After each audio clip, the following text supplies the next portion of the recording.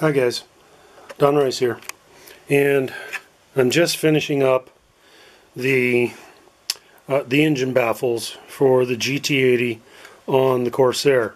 So some time ago I made a mold around the cylinders and then vacuum bagged some carbon baffling shrouds, and for the last week I've been doing a little sheet metal work here, and so made an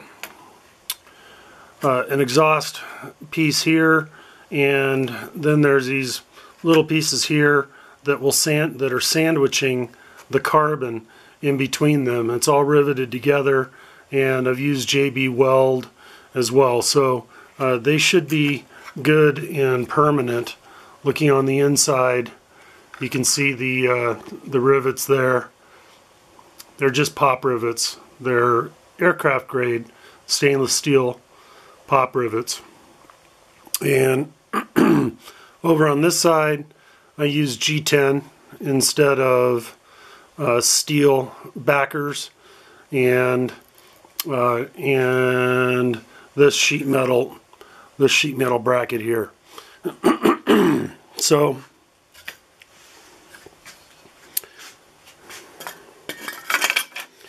the way this works, we'll put this on here, and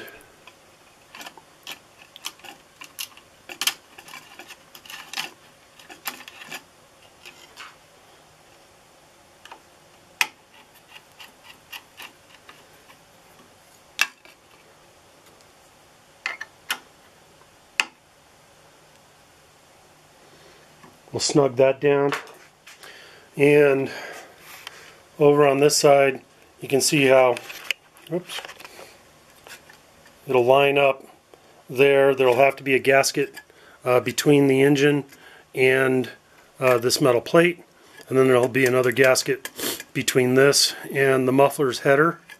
And so what we have is, you can see the baffles here will be sucking in all the available air that will be coming through the dummy engine. Over on this side we've got a similar setup. It's a little bit different simply because this cylinder is more forward than the other cylinder. So that's the way that looks. And then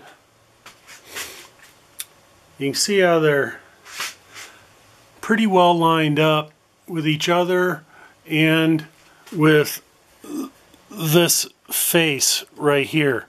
And all of that is because the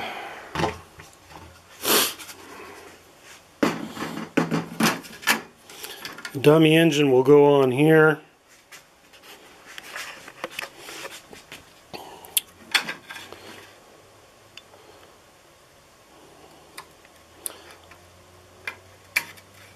More or less like that, and you can see there are some holes in the dummy engine. There's no holes here, here, here, here, but you can see that there are holes here. This will allow air in, which will be sucked up by those baffles.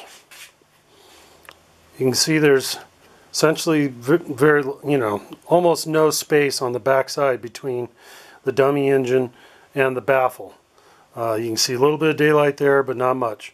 So, almost all of that cooling air is going to get captured and directed straight over the baffles, or straight over the engine cooling fins.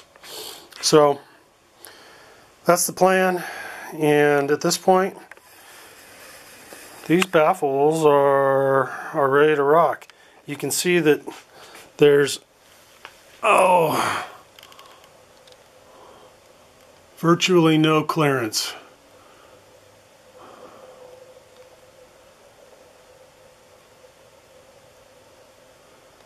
So we've got a good tight fit on that cylinder. This one is just a little bit looser, but still got a good tight fit all the way around. So that should provide more than enough cooling and everything should be good. We'll find out in a few months. Later.